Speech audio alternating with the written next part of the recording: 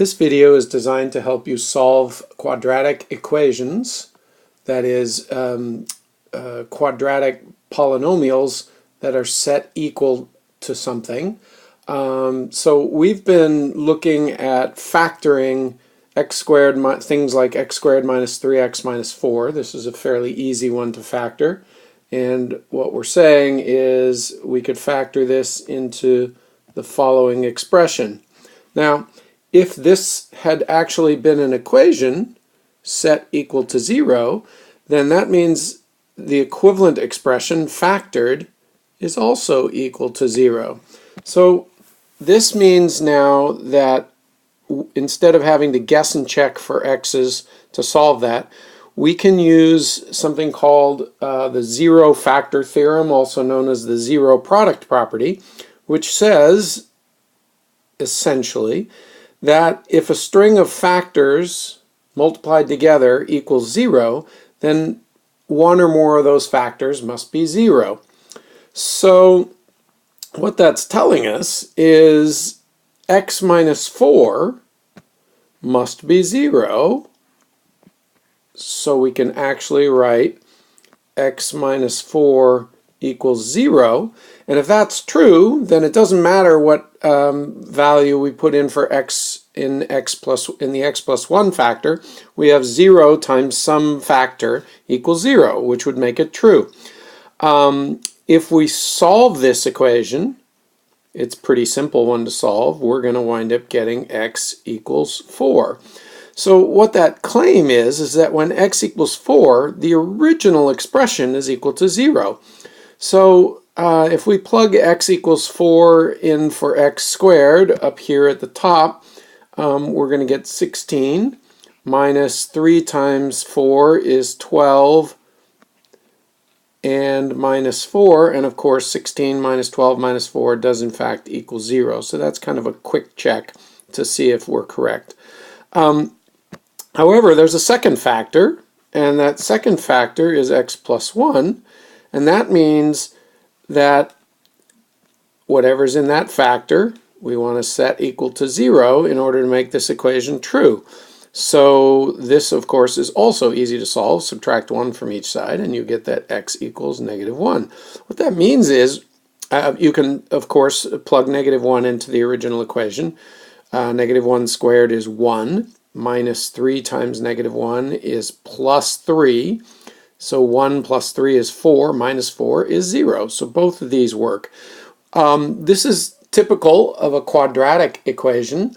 If it's a second order equation, which is what the quadratic means, then there's typically going to be 2 or possibly fewer solutions, real solutions, which we can get into in class. However, what it's saying is you need to check for two values of x that might make this equation true.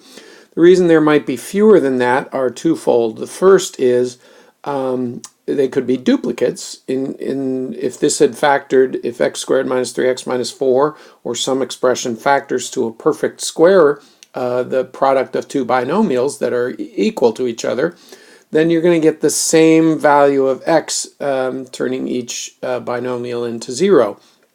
And therefore you get a duplicate.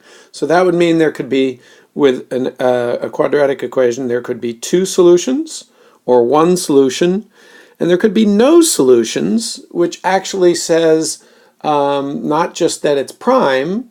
In fact, prime could mean it's still factorable, just not with, I mean, it's still solvable with real numbers, just not with fractions or integers. But in fact, it could be factorable using the quadratic formula, and there could be a solution, but the solution might be what's called a complex number or imaginary number as opposed to a real number. In any case, what does this represent if we were to graph it? If you looked at the coordinate axes and you graphed this equation or this formula, what you're graphing is y equals x squared minus 3x minus 4. And so it's going to look something like this. And this is the equation. This is the graph of the equation. Let me do this in blue. Y equals, I haven't given it enough room there, so let me erase that briefly. It's going to be y equals, goodness, y equals x squared minus 3x minus 4 is how this graph shows. And what you're going to find is what we found is when you set y equal to 0, you will find the value and solve the equation by factoring, as we've just done. You will find the 2 points that allow you to know where it crosses, where this parabola crosses the x-axis. So you're going to get the point -1, 0 and the point 4, 0. And of course, those are the 2 points that it crosses the x-axis. Let's take a look at another example that's a little more complicated. Here's a slightly more complicated situation, and this is going to give us an obvious technique for what to do if we have a quadratic that doesn't equal 0. So first of all, what we should do is simplify this equation as much as we can. So let's distribute. And that's going to give us 3x squared plus 7x equals 6. Now, the challenge here is that we could factor 3x squared plus 7x. In fact, it started off factored.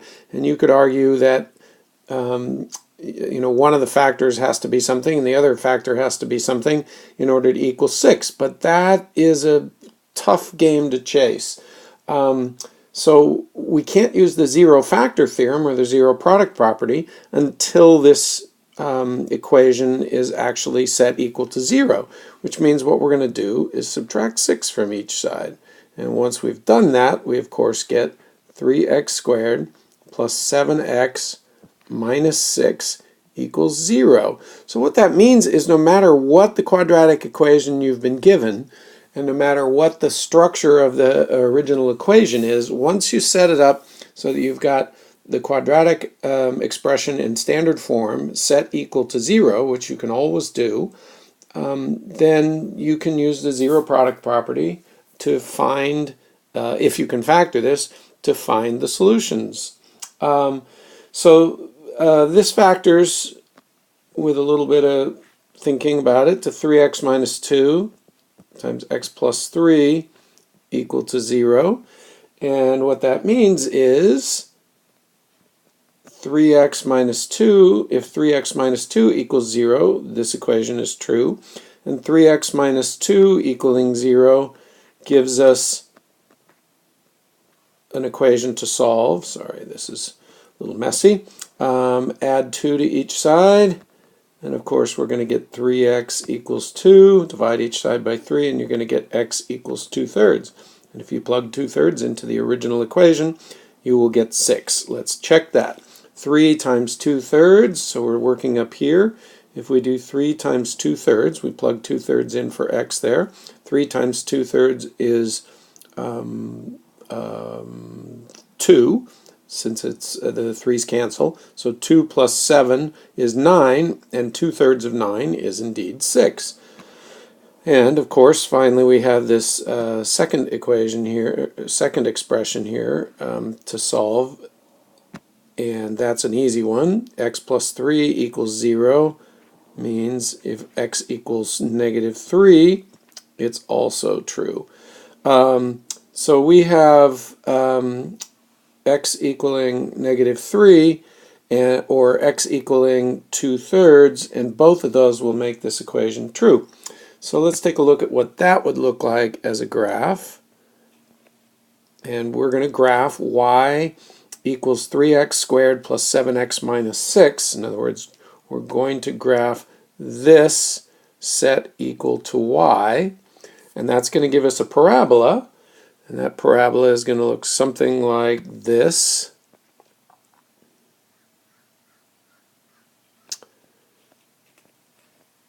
And if you graph that parabola carefully, which I didn't do, I just sketched it, you will find that this point right here is 2/3, 0, and this point right here is -3, 0. What that's done is it's allowed us to find the 2 points where this parabola crosses the x-axis, which turns out to be useful. Any parabola that we're given, we can find where it crosses the x-axis, assuming it does, because it could be above the x-axis or completely below the x-axis if it was upside down. And if we can factor it, then we can use the zero product property or the zero factor theorem to find where it crosses the x-axis. That means any quadratic expression set equal to any other quadratic expression that you have, once you sort it all out, you can turn it into a quadratic equation, and then you can solve it quickly and easily by factoring, or if that doesn't work, by using the quadratic formula, which we'll look at later.